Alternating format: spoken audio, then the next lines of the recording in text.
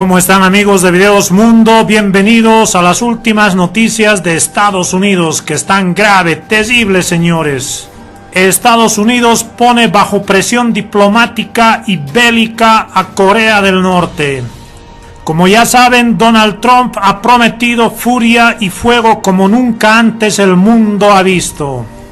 El Pentágono estadounidense ha hecho una conferencia de prensa para tranquilizar a los ciudadanos estadounidenses que ya se preparaban en algunos estados ante los posibles misiles de Corea del Norte.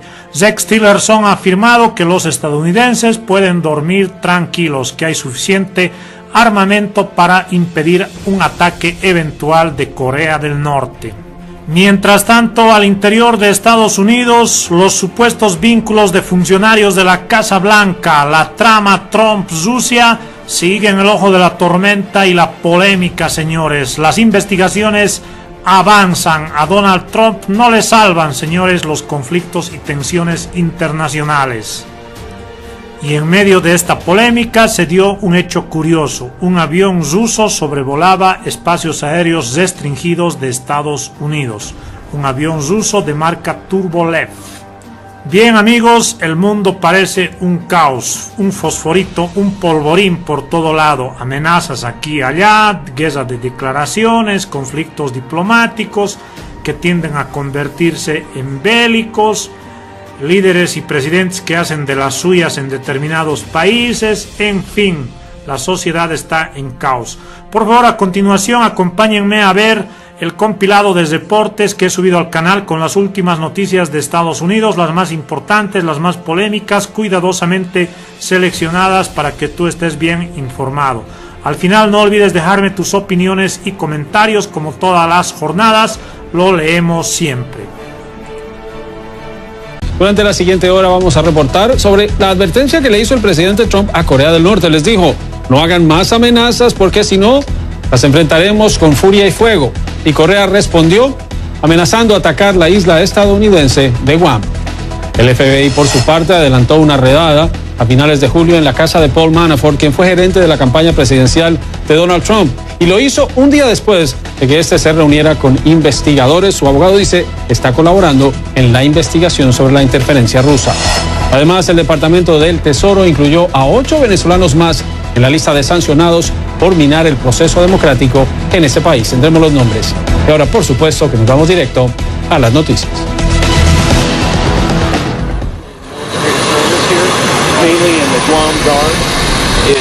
El secretario de Estado Rex Tillerson explicando que las declaraciones del presidente Trump sobre Corea del Norte eran un mensaje sobre la fortaleza de Estados Unidos en estos momentos de tensión por el programa nuclear de Corea del Norte.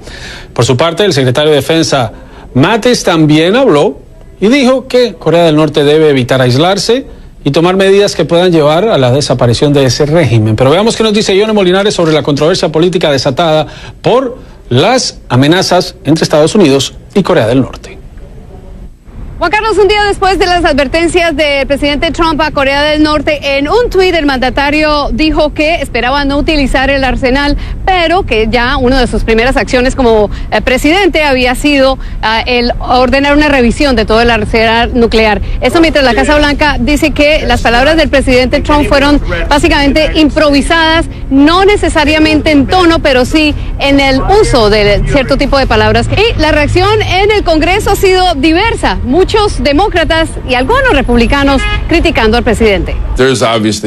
Obviamente hay una gran preocupación que se aviva cuando el presidente de Estados Unidos usa deliberadamente un lenguaje que escala la guerra de palabras. Yo creo que desafortunadamente se iguala al tono de los norcoreanos. En un comunicado, el secretario de Defensa Jim Mattis reafirmó lo que dijo el presidente Donald Trump este martes. Y el Departamento de Estado insiste que todo el gobierno está reaccionando de forma coordinada. Juan Carlos. For today's briefing, we're joined by Secretary of Defense Jim Mattis and General Joseph Votel. El secretario de Defensa Jim Mattis habló sobre las declaraciones del presidente Trump, quien dijo que si Corea del Norte seguía con sus amenazas, enfrentaría furia y fuego como nunca se ha visto antes. Una frase que ha usado en numerosas oportunidades el presidente de los Estados Unidos. El secretario de Defensa dijo algo muy diferente. Dijo que Corea del Norte debe dejar de aislarse del mundo y que no debe perseguir políticas que puedan llevar al final a que termine ese régimen.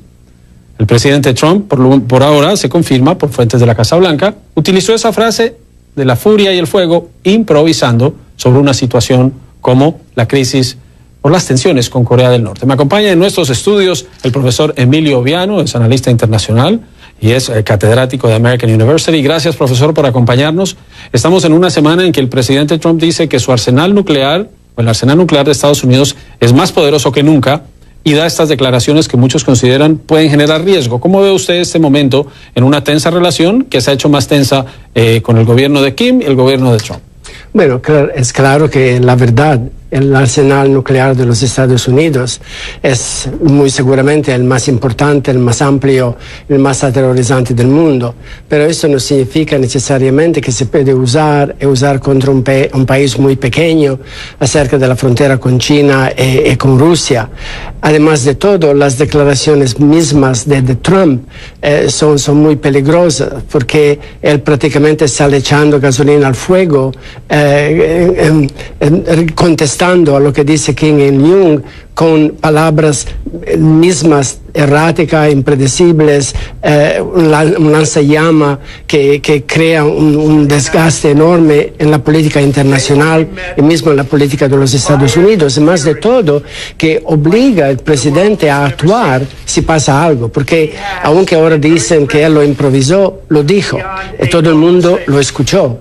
Y ahora si Corea del Norte prueba un otro misil intercontinental, ensaya de enviar algo a Guam, el presidente tiene que actuar y actuar en la manera en la cual habló, lo que claramente podría poner a los Estados Unidos en una situación muy seria a nivel diplomático en frente de todo el mundo.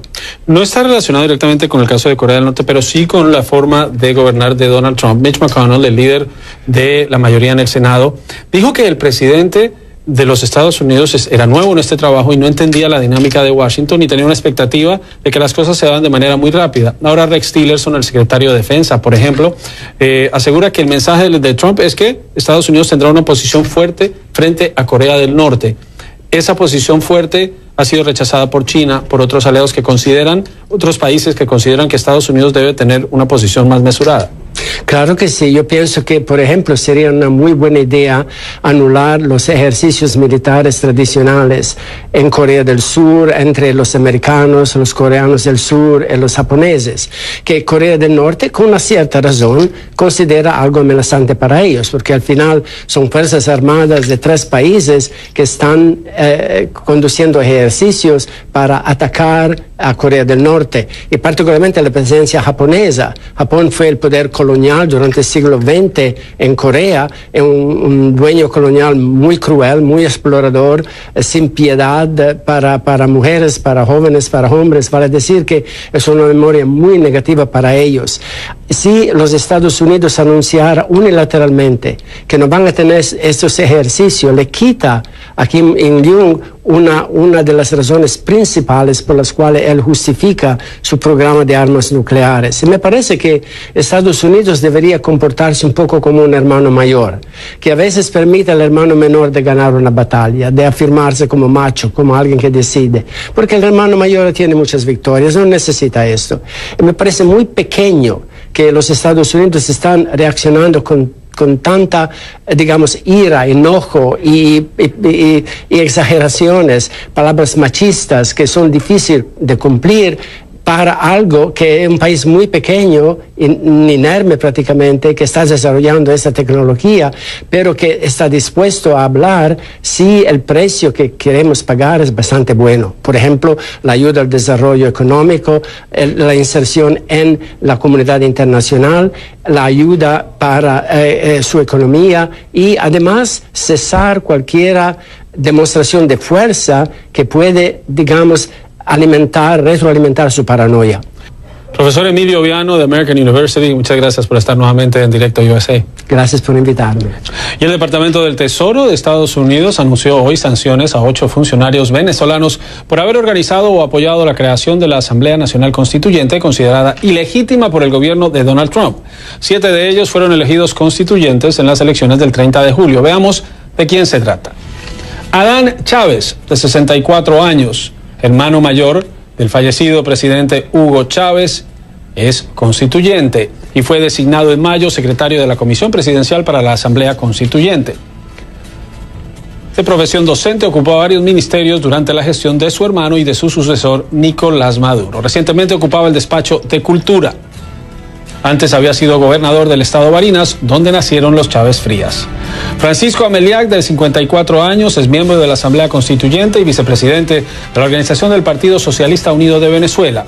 Hasta junio fue gobernador del estado Carabobo y renunció para lanzar su candidatura como constituyente. Diputado por 3 periodos consecutivos, presidió la Asamblea Nacional entre 2003 y 2005. En 99 participó en la constituyente convocada por el entonces recién electo Hugo Chávez. Carmen Teresa Meléndez Rivas, de 55 años, fue designada en 2015 parlamentaria por el oficialismo. Fue la primera mujer en asumir el Ministerio de Defensa en 2013. En 2014 pasó al despacho de Interior y Justicia en sustitución de Miguel Rodríguez Torres. Fue también tesorera de la Nación en 2003. Sancionada también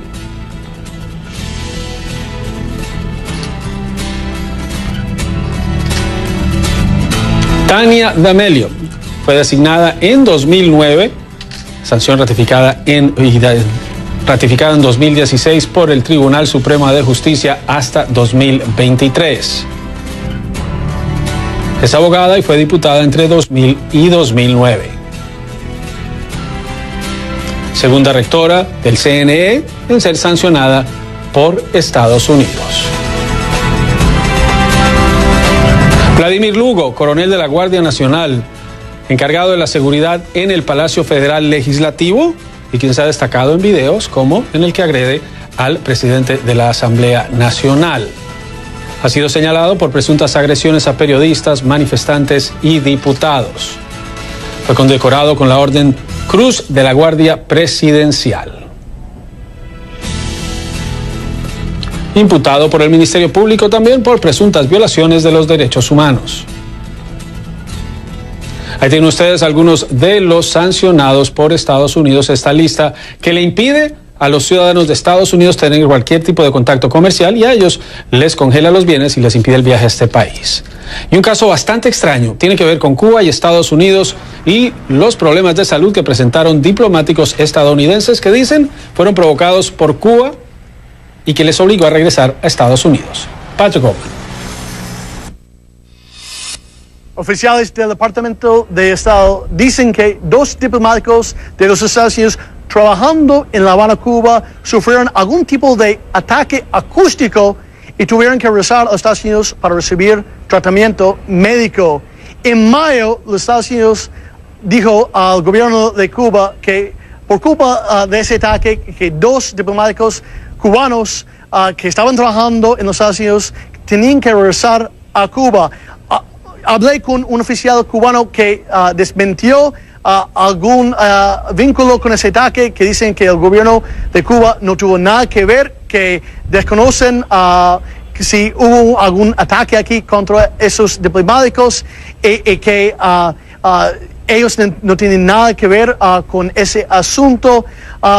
También en junio el presidente Donald Trump dijo que iba a tomar una línea mucho más dura hacia La Habana y se ve bastante claro ahora que ese nuevo incidente puede amenazar aún más los vínculos entre Cuba y Estados Unidos. Yo soy Patrick Altman en La Habana. Un caso bastante extraño, pero esos funcionarios han regresado y los cubanos, 2 funcionarios cubanos, regresaron a su país. Y vean las imágenes que se vieron hoy en la capital de los Estados Unidos. Llegaron los rusos y llegaron con un avión. Este es un Tupolev 204 del gobierno ruso sobrevolando lugares de interés y de inteligencia. La base aérea Andrews, podría sobrevolar también esta aeronave el Club Bedminster donde se encuentra el presidente Trump. ¿Y por qué? Porque hay un acuerdo que permite que los países sobrevuelen a sus rivales para ver desde el aire sus instalaciones militares y otros objetivos. Este avión ha estado haciendo el recorrido, lo seguirá haciendo como parte de un acuerdo que le permite, bajo poco aviso, hacer este tipo de sobrevuelo. Y estas son imágenes de Virginia, el lugar en donde fue adelantada una redada, la vivienda de Paul Manafort, quien fue el gerente de campaña del ahora presidente Trump cuando era candidato. ¿Qué significa esto? Me acompaña Eduardo Valareso, es abogado criminalista. Comencemos, Eduardo, hablando sobre este tema. ¿Qué significa que el FBI, un día después de que Manafort haya ido a conversar, porque él está colaborando de manera voluntaria con los investigadores del Senado, pero al otro día el FBI va y hace una redada en su apartamento? ¿Por qué va el FBI y bajo qué condiciones? Buenas tardes, Juan Carlos. Hay que tomar en cuenta dos cosas. Manafort declaró con el Senado, con una comisión del Senado que está investigando el tema de Rusia. Mueller también está investigando eso, aparte, bajo una investigación penal, criminal. Parece que Mueller quería buscar información que puede tener Manafort, que quizás no prestó o no dio al Senado, o que Mueller piensa que existe, que Manafort no ha dado. Ahora, ¿qué es lo importante de esto? Acuérdate que Mueller está investigando la campaña de Trump y los vínculos con Rusia, pero parece que está buscando otra información que tenga Manafort, y eso tiene que ver con sus récords económicos, de cuentas de bancos, etcétera, específicamente cuentas de banco en el extranjero. Lo que eso sugiere a mí es que Mueller quiere quizás ponerle cargos a Manafort relacionados a cosas aparte de Rusia, para presionarlo a él que dé información contra Trump o contra la campaña. Eso es la importancia de eso. Y una redada solo se da con una orden judicial, y se da porque los investigadores consideran que puede haber algo. No llegan simplemente a tocar la puerta. Un juez los autorizó, y los autorizó porque vio que la información era creíble. Exacto. Eso significa que el gran jurado que está investigando a Manafort y a la campaña de Trump bajo la dirección de Mueller decidió que necesita más información para seguir su investigación y ver si es que emiten cargos contra Manafort o quien sea. Pero para poner la orden esa necesitan la orden de un juez para poder ir a la casa de Manafort y buscar las pruebas que necesitan. No es algo que lo hicieron de su propia cuenta, necesitan una orden judicial. Ahora, quiero... Fuego y furia es la amenaza de Donald Trump a Corea del Norte. El presidente estadounidense no ha dudado en usar este tono al advertir a Pyongyang que sus amenazas serán respondidas, aumentando más, si cabe, la tensión en la región. Lo mejor es que Corea del Norte no haga más amenazas a Estados Unidos. Serán respondidas con un fuego y una furia como jamás ha visto el mundo. Fue muy amenazante, más allá de una declaración normal. Y como dije, estas amenazas serán respondidas con fuego, furia y, francamente, con un poder que jamás ha visto el mundo. Pyongyang podría estar valorando acometer ataques con misiles balísticos contra una base aérea estadounidense en Guam, para mandar un importante aviso textual a Washington, según ha informado una agencia estatal de noticias norcoreana. Esta amenaza se suma a las promesas de movilizar todo su potencial nacional como respuesta a la resolución aprobada por el Consejo de Seguridad de la ONU con nuevas sanciones contra la nación, liderada por Kim Jong-un. Y para profundizar en este asunto contamos con la presencia de Enrique Refollo, especialista en geopolítica de conflictos. Gracias por estar con nosotros. ¿Cree que esta actitud prepotente, amenazante, que demuestran tanto Estados Unidos como Corea del Norte, ayuda o no a resolver las tensiones? Sin duda no ayuda para nada. Lo que ayudaría es que dijeran, bueno, vale, esto antes de que se nos vaya de las manos, antes de que sea una guerra de verdad, vamos a sentarnos en una mesa de negociaciones y vamos a hablar. Pero claro, la cuestión tanto para Estados Unidos como para Corea del Norte es, con ese enemigo con el que llevan enquistados más de 60 años, a ver quién es el negociador que se pone ahí. Pero sin duda, si se quiere negociar, se tiene que poner sobre la mesa, se tienen que poner negociadores sobre la mesa. Si quieren resolver el conflicto, tienen que pasar por una mesa de negociaciones, a no ser que se enfrenten a la posibilidad de una guerra, que en este caso no olvidemos que Corea del Norte, por el norte, hace frontera principalmente con China, pero también con Rusia. Es decir, que una guerra ahí puede tener la oposición de los dos países que son de por sí los más opuestos a las políticas de Estados Unidos, que son Rusia y China. Entonces no es un conflicto que pueda quedar como lo que pasó, por ejemplo, en la Primera Guerra del Golfo, que 16 países se unieron para echar a Saddam Hussein, a los iraquíes de Kuwait. Yo creo que Donald Trump intenta mostrar como una imagen de algo parecido a eso, de cuidado, que podemos hacer una operación como aquella, una operación como la de 1990-1991 en Irak, es decir, que podemos desplegar una cantidad brutal de poder aéreo, de poder marítimo y luego ya, si acaso, de algo terrestre. Pero más bien creo que la idea que quería mostrar Donald Trump como presidente de los Estados Unidos es que podía volver a repetir lo que otros presidentes de Estados Unidos hicieron contra otros países, es decir, una campaña aérea descomunal, arrasar el país y a partir de ahí acabar el conflicto, pero acabarlo por las armas, no por una vía de negociación, que es lo que parece que ni el lado norcoreano ni el lado estadounidense quieren, pero el lado chino y el lado ruso son los menos interesados en que haya una guerra, y parece que tampoco Corea del Sur y Japón digan, señores, vamos a tranquilizarnos, que la guerra es aquí al lado en nuestra casa, no es donde Estados Unidos, es justo donde estamos nosotros y nos va a repercutir necesariamente a nosotros. Sí, más allá de esta retórica belicista, ¿cuáles podrían ser las eventuales consecuencias de un ataque por parte de Pyongyang a esta base estadounidense?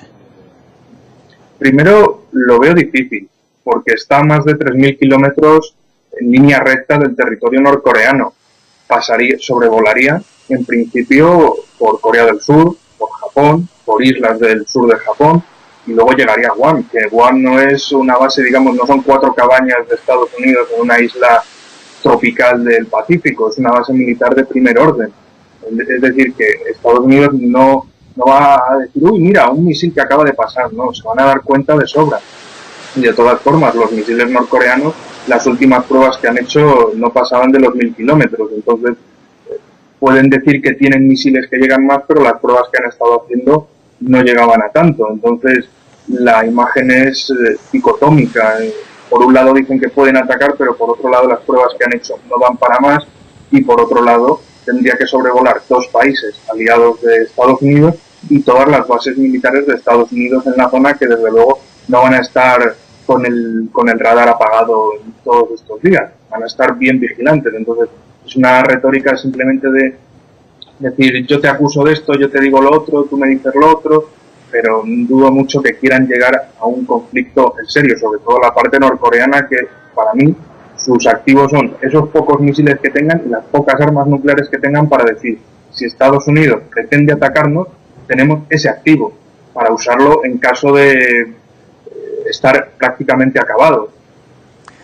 Pues bien, le agradecemos por su tiempo. Ha sido el análisis de la crisis en torno a Corea del Norte, Enrique Refollo, especialista en geopolítica de conflictos.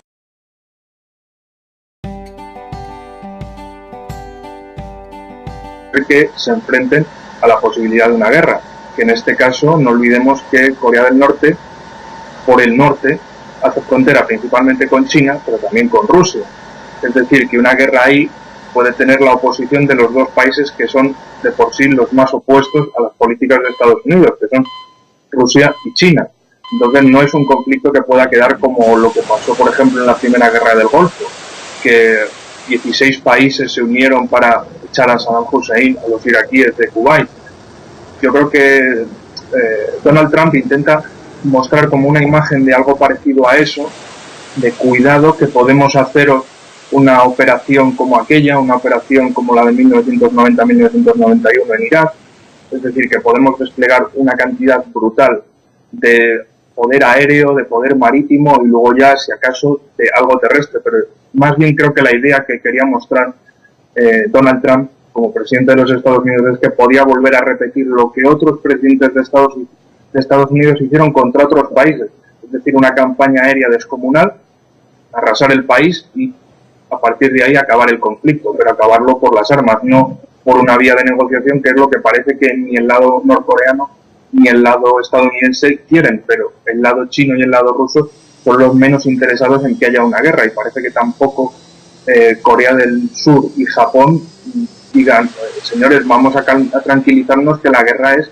aquí al lado en nuestra casa, no es donde Estados Unidos, es justo donde estamos nosotros y nos va a repercutir necesariamente a nosotros. Sí, más allá de esta retórica belicista, ¿cuáles podrían ser las eventuales consecuencias de un ataque por parte de Pyongyang a esta base estadounidense? Primero, lo veo difícil, porque está a más de 3.000 kilómetros en línea recta del territorio norcoreano. Sobrevolaría, en principio, por Corea del Sur, por Japón, por islas del sur de Japón, y luego llegaría a Guam, que Guam no es una base, digamos, no son 4 cabañas de Estados Unidos en una isla tropical del Pacífico, es una base militar de primer orden. Es decir, que Estados Unidos no va a decir, uy, mira, un misil que acaba de pasar, no, se van a dar cuenta de sobra.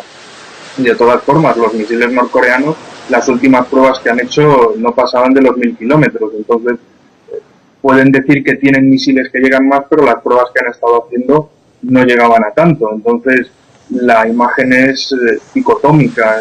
Por un lado dicen que pueden atacar, pero por otro lado las pruebas que han hecho no van para más, y por otro lado tendría que sobrevolar 2 países aliados de Estados Unidos y todas las bases militares de Estados Unidos en la zona, que desde luego no van a estar con el radar apagado todos estos días, van a estar bien vigilantes. Entonces, encargos contra Manafort o quien sea, pero para poner la orden esa necesitan la orden de un juez para poder ir a la casa de Manafort y buscar las pruebas que necesitan. No es algo que lo hicieron de su propia cuenta, necesitan una orden judicial. Ahora, quiero... Fuego y furia es la amenaza de Donald Trump a Corea del Norte. El presidente estadounidense no ha dudado en usar este tono al advertir a Pyongyang que sus amenazas serán respondidas, aumentando más, si cabe, la tensión en la región. Lo mejor es que Corea del Norte no haga más amenazas a Estados Unidos. Serán respondidas con un fuego y una furia como jamás ha visto el mundo. Fue muy amenazante, más allá de una declaración normal. Y como dije, estas amenazas serán respondidas con fuego, furia y, francamente, con un poder que jamás ha visto el mundo. Pyongyang podría estar valorando acometer ataques con misiles balísticos contra una base aérea estadounidense en Guam para mandar un importante aviso textual a Washington, según ha informado una agencia estatal de noticias norcoreana. Esta amenaza se suma a las promesas de movilizar todo su potencial nacional como respuesta a la resolución aprobada por el Consejo de Seguridad de la ONU con nuevas sanciones contra la nación, liderada por Kim Jong-un. Y para profundizar en este asunto contamos con la presencia de Enrique Refollo, especialista en geopolítica de conflictos. Gracias por estar con nosotros. ¿Cree que esta actitud prepotente, amenazante, que demuestran tanto Estados Unidos como Corea del Norte, ayuda o no a resolver las tensiones? Sin duda no ayuda para nada. Lo que ayudaría es que dijeran, bueno, vale, esto antes de que se nos vaya de las manos, antes de que sea una guerra de verdad, vamos a sentarnos en una mesa de negociaciones y vamos a hablar. Pero claro, la cuestión tanto para Estados Unidos como para Corea del Norte es, con ese enemigo con el que llevan enquistados más de 60 años, a ver quién es el negociador que se pone ahí. Pero sin duda, si se quiere negociar, se tiene que poner sobre la mesa, se tienen que poner negociadores sobre la mesa. Si quieren resolver el conflicto, tienen que pasar por una mesa de negociaciones, a no ser que se enfrenten a la posibilidad de una guerra, que en este caso no olvidemos que Corea del Norte, por el norte, hace frontera principalmente con China, pero también con Rusia. Es decir, que una guerra ahí puede tener la oposición de los dos países que son de por sí los más opuestos a las políticas de Estados Unidos, que son Rusia y China. Entonces no es un conflicto que pueda quedar como lo que pasó, por ejemplo, en la Primera Guerra del Golfo, que 16 países se unieron para echar a Saddam Hussein, a los iraquíes de Kuwait. Yo creo que... como parte de un acuerdo que le permite, bajo poco aviso, hacer este tipo de sobrevuelo. Y estas son imágenes de Virginia, el lugar en donde fue adelantada una redada, la vivienda de Paul Manafort, quien fue el gerente de campaña del ahora presidente Trump cuando era candidato. ¿Qué significa esto? Me acompaña Eduardo Valareso, es abogado criminalista. Comencemos, Eduardo, hablando sobre este tema. ¿Qué significa que el FBI, un día después de que Manafort haya ido a conversar, porque él está colaborando de manera voluntaria con los investigadores del Senado, pero al otro día el FBI va y hace una redada en su apartamento? ¿Por qué va el FBI y bajo qué condiciones? Buenas tardes, Juan Carlos. Hay que tomar en cuenta dos cosas. Manafort declaró con el Senado, con una comisión del Senado que está investigando el tema de Rusia. Mueller también está investigando eso, aparte, bajo una investigación penal, criminal. Parece que Mueller quería buscar información que puede tener Manafort, que quizás no prestó o no dio al Senado, o que Mueller piensa que existe, que Manafort no ha dado. Ahora, ¿qué es lo importante de esto? Acuérdate que Mueller está investigando la campaña de Trump y los vínculos con Rusia, pero parece que está buscando otra información que tenga Manafort, y eso tiene que ver con sus récords económicos, de cuentas de bancos, etcétera, específicamente cuentas de banco en el extranjero. Lo que eso sugiere a mí es que Mueller quiere quizás ponerle cargos a Manafort relacionados a cosas aparte de Rusia para presionarlo a él que dé información contra Trump o contra la campaña. Eso es la importancia de eso. Y una redada solo se da con una orden judicial y se da porque los investigadores consideran que puede haber algo. No llegan simplemente a tocar la puerta. Un juez los autorizó y los autorizó porque vio que la información era creíble. Exacto. Eso significa que el gran jurado que está investigando a Manafort y a la campaña de Trump bajo la dirección de Mueller decidió que necesita más información para seguir su investigación y ver si es que emiten cargos contra Manafort o quien sea.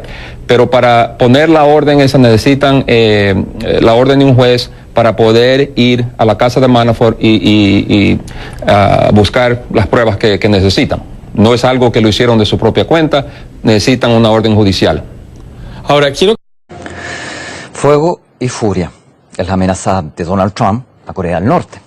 El presidente estadounidense no ha dudado en usar este tono al advertir a Pyongyang que sus amenazas serán respondidas, aumentando más, si cabe, la tensión en la región. Lo mejor es que Corea del Norte no haga más amenazas a Estados Unidos. Serán respondidas con un fuego y una furia como jamás ha visto el mundo. Fue muy amenazante, más allá de una declaración normal. De verdad, vamos a sentarnos en una mesa de negociaciones y vamos a hablar, pero claro, la cuestión tanto para Estados Unidos como para Corea del Norte es, con ese enemigo con el que llevan enquistados más de 60 años, a ver quién es el negociador que se pone ahí, pero sin duda, si se quiere negociar, se tiene que poner sobre la mesa, se tienen que poner negociadores sobre la mesa. Si quieren resolver el conflicto, tienen que pasar por una mesa de negociaciones, a no ser que se enfrenten a la posibilidad de una guerra, que en este caso no olvidemos que Corea del Norte, por el norte, hace frontera principalmente con China, pero también con Rusia. Es decir, que una guerra ahí puede tener la oposición de los dos países que son de por sí los más opuestos a las políticas de Estados Unidos, que son Rusia y China. Entonces no es un conflicto que pueda quedar como lo que pasó, por ejemplo, en la Primera Guerra del Golfo, que 16 países se unieron para echar a Saddam Hussein, a los iraquíes de Kuwait. Yo creo que Donald Trump intenta mostrar como una imagen de algo parecido a eso, de cuidado, que podemos hacer una operación como aquella, una operación como la de 1990-1991 en Irak, es decir, que podemos desplegar una cantidad brutal de poder aéreo, de poder marítimo y luego ya, si acaso, de algo terrestre, pero más bien creo que la idea que quería mostrar Donald Trump como presidente de los Estados Unidos es que podía volver a repetir lo que otros presidentes de Estados Unidos hicieron contra otros países, es decir, una campaña aérea descomunal, arrasar el país y a partir de ahí acabar el conflicto, pero acabarlo por las armas, no por una vía de negociación, que es lo que parece que ni el lado norcoreano ni el lado estadounidense quieren, pero el lado chino y el lado ruso son los menos interesados en que haya una guerra, y parece que tampoco Corea del Sur y Japón digan, señores, vamos a tranquilizarnos que la guerra es aquí al lado en nuestra casa, no es donde Estados Unidos, es justo donde estamos nosotros y nos va a repercutir necesariamente a nosotros. Sí, más allá de esta retórica belicista, ¿cuáles podrían ser las eventuales consecuencias de un ataque por parte de Pyongyang a esta base estadounidense? Primero, lo veo difícil, porque está a más de 3.000 kilómetros en línea recta del territorio norcoreano. Sobrevolaría, en principio, por Corea del Sur, por Japón, por islas del sur de Japón, y luego llegaría a Guam, que Guam no es una base, digamos, no son 4 cabañas de Estados Unidos en una isla tropical del Pacífico, es una base militar de primer orden. Es decir, que Estados Unidos no va a decir, uy, mira, un misil que acaba de pasar, no, se van a dar cuenta de sobra. Y de todas formas, los misiles norcoreanos, las últimas pruebas que han hecho no pasaban de los 1.000 kilómetros, entonces pueden decir que tienen misiles que llegan más, pero las pruebas que... Nuclear. Esto mientras la Casa Blanca dice que las palabras del presidente Trump fueron básicamente improvisadas, no necesariamente en tono, pero sí en el uso de cierto tipo de palabras. Y la reacción en el Congreso ha sido diversa. Muchos demócratas y algunos republicanos criticando al presidente. Obviamente hay una gran preocupación que se aviva cuando el presidente de Estados Unidos usa deliberadamente un lenguaje que escala la guerra de palabras. Yo creo que desafortunadamente se iguala al tono de los norcoreanos. En un comunicado, el secretario de Defensa Jim Mattis reafirmó lo que dijo el presidente Donald Trump este martes, y el Departamento de Estado insiste que todo el gobierno está reaccionando de forma coordinada. Juan Carlos. For today's briefing, we're joined by Secretary of Defense Jim Mattis and General Joseph Votel. El secretario de Defensa Jim Mattis habló sobre las declaraciones del presidente Trump, quien dijo que si Corea del Norte seguía con sus amenazas, enfrentaría furia y fuego como nunca se ha visto antes. Una frase que ha usado en numerosas oportunidades el presidente de los Estados Unidos. El secretario de Defensa dijo algo muy diferente. Dijo que Corea del Norte debe dejar de aislarse del mundo y que no debe perseguir políticas que puedan llevar al final a que termine ese régimen. El presidente Trump, por ahora, se confirma por fuentes de la Casa Blanca, utilizó esa frase de la furia y el fuego improvisando sobre una situación como la crisis por las tensiones con Corea del Norte. Me acompaña en nuestros estudios el profesor Emilio Viano, es analista internacional y es catedrático de American University. Gracias, profesor, por acompañarnos. Estamos en una semana en que el presidente Trump dice que su arsenal nuclear, o el arsenal nuclear de Estados Unidos, es más poderoso que nunca, y da estas declaraciones que muchos consideran pueden generar riesgo. ¿Cómo ve usted este momento en una tensa relación que se ha hecho más tensa con el gobierno de Kim y el gobierno de Trump? Bueno, es claro que la verdad, el arsenal nuclear de los Estados Unidos es muy seguramente el más importante, el más amplio, el más aterrorizante del mundo, pero eso no significa necesariamente que se puede usar contra un país muy pequeño acerca de la frontera con China y con Rusia.